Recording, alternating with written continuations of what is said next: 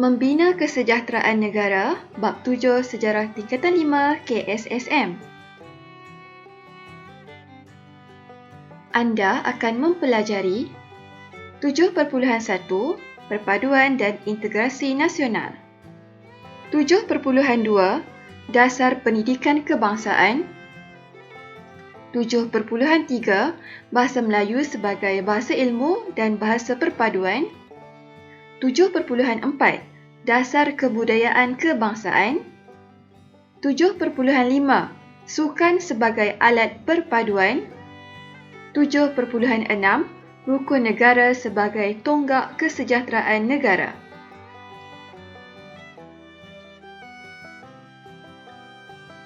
Tujuh perpuluhan satu Perpaduan dan Integrasi Nasional. Dalam topik ini akan dipecahkan kepada maksud perpaduan dan integrasi nasional, latar belakang hubungan kaum dan memperkasakan perpaduan dan integrasi nasional. Maksud perpaduan dan integrasi nasional. Perpaduan. Perpaduan kaum ialah keadaan rakyat daripada pelbagai etnik, agama dan wilayah hidup dengan aman dalam masyarakat yang bersatu. Mereka memberikan komitmen yang penuh kepada identiti kebangsaan berlandaskan perlembagaan persekutuan dan rukun negara. Integrasi nasional. Integrasi nasional merupakan satu proses dinamik yang merapatkan hubungan masyarakat antara negeri dengan wilayah bagi membentuk satu bangsa. Mereka ini mempunyai identiti sendiri berteraskan perlembagaan persekutuan dan rukun negara.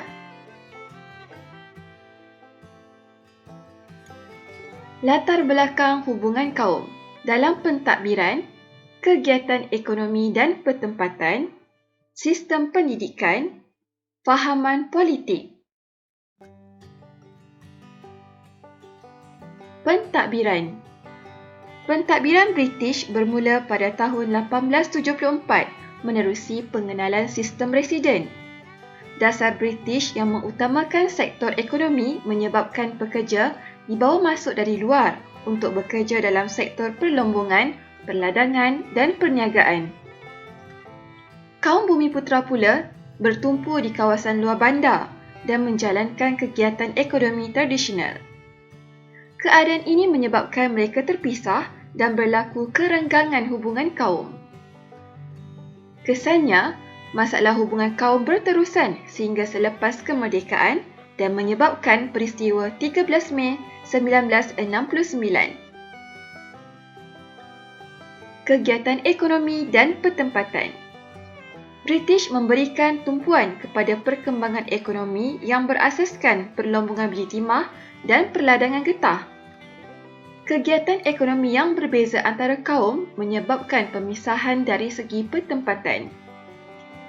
Rakyat juga terpisah dengan pertempatan yang wujud di kawasan perlombongan, bandar, estet dan perkampungan.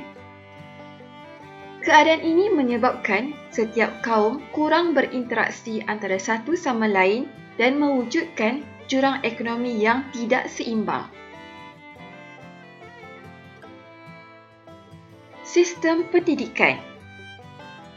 Dasar pentadbiran British menyebabkan munculnya sistem pendidikan vernakular Melayu, Cina, India dan Inggeris di negara kita. Sekolah vernakular pula berkembang mengikut kaum masing-masing. Sistem pendidikan vernakular diteruskan selepas kemerdekaan pada tahun 1957.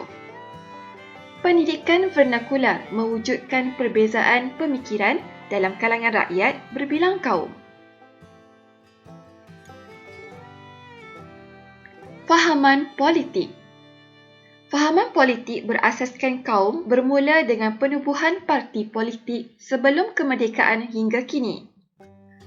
Polarisasi kaum disebabkan perbezaan kegiatan ekonomi dan pertempatan menyebabkan parti politik ini memperjuangkan kepentingan kaum masing-masing.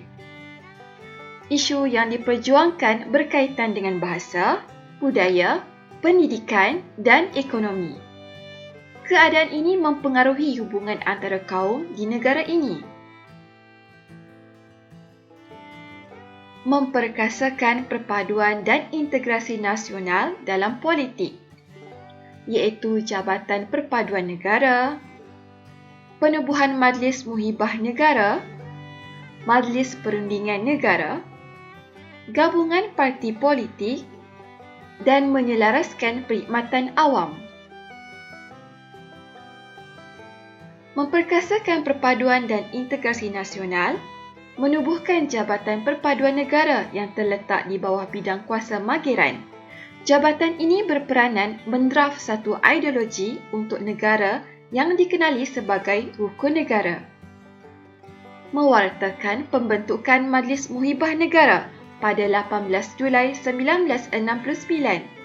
Majlis ini bertujuan menggalakkan perkembangan perasaan muhibah antara masyarakat berbilang kaum di Malaysia. Menubuhkan Majlis Perundingan Negara pada 29 Januari 1970. Majlis ini ditubuhkan untuk mengadakan garis panduan bagi kerjasama antara kaum dan integrasi nasional antara negeri dengan wilayah. Selain itu, majlis ini juga bertujuan memupuk identiti kebangsaan dalam kalangan rakyat. Membentuk gabungan parti politik pelbagai kaum untuk mewujudkan keharmonian dan kestabilan politik selepas peristiwa 13 Mei 1969. Menyelaraskan perkhidmatan awam antara semua negeri. Penyelarasan ini mewujudkan integrasi antara negeri. Dalam ekonomi, meneruskan rancangan pembangunan 5 tahun Malaysia, dasar ekonomi baru dan dasar pembangunan nasional. Pembangunan masyarakat luar bandar dan wilayah. Zon perindustrian bebas. Peluang pekerjaan terbuka kepada semua kaum. Mengintegrasi ekonomi pembangunan wilayah. Memperkasakan perpaduan dan integrasi nasional. Yang pertama, meneruskan rancangan pembangunan 5 tahun Malaysia yang memberikan tumpuan kepada pertumbuhan ekonomi semua kaum. Memperkenalkan beberapa dasar pembangunan ekonomi seperti Dasar Ekonomi Baru, DEB, dan Dasar Pembangunan Nasional, DPN untuk kemakmuran ekonomi rakyat dan negara. Memberikan tumpuan kepada pembangunan masyarakat luar bandar dan wilayah. Pembangunan dilakukan melalui rancangan pembangunan tanah yang mampu menambah pendapatan rakyat dan membasmi kemiskinan. Memajukan bidang perindustrian dan perdagangan dengan memperkenalkan zon perindustrian bebas seperti di Bayan Lepas, Pasir Gudang dan Pelabuhan Kelang. Penghijrahan penduduk luar bandar ke bandar berlaku disebabkan peluang pekerjaan yang terbuka luas kepada semua kaum. Hal ini mempercepat proses integrasi.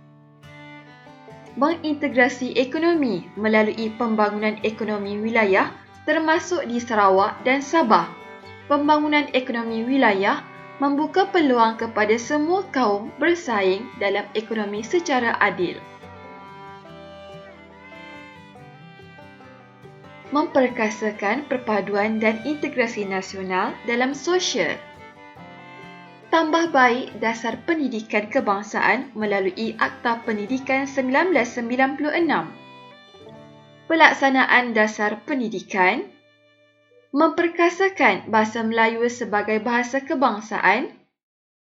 Pengamalan satu kebudayaan kebangsaan.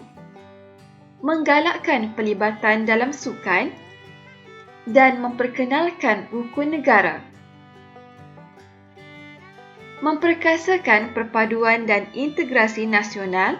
Yang pertama, menambah baik dasar pendidikan kebangsaan yang sedia ada melalui Akta Pendidikan 1996 bertujuan mengukuhkan perpaduan kaum dan integrasi nasional. Mengukuhkan sistem pendidikan melalui pelaksanaan dasar pendidikan seperti laporan Rahman Talib, laporan Jawatankuasa Kabinet dan falsafah pendidikan kebangsaan. Sistem pendidikan kebangsaan dapat melahirkan rakyat yang patriotik dan mempunyai semangat cinta akan negara. Memperkasakan bahasa Melayu sebagai bahasa kebangsaan melalui pengenalan Akta Bahasa Kebangsaan. Penubuhan Universiti Kebangsaan Malaysia UKM sebagai pusat ilmu dan peranan Dewan Bahasa dan Pustaka DBP bagi menyebarluas penggunaan bahasa kebangsaan. Langkah ini dapat melahirkan masyarakat yang mempunyai satu identiti bahasa yang sama.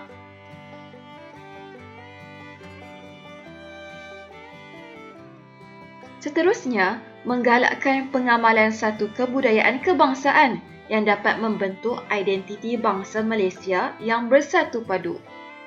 Menggalakkan pelibatan dalam sukan sebagai medium untuk mewujudkan semangat kekitaan dan perpaduan dalam kalangan rakyat pelbagai kaum. Memperkenalkan rukun negara sebagai tunjang kesetiaan rakyat berbilang kaum terhadap bangsa dan negara. Jangan lupa like, share dan subscribe. Terima kasih atas sokongan anda.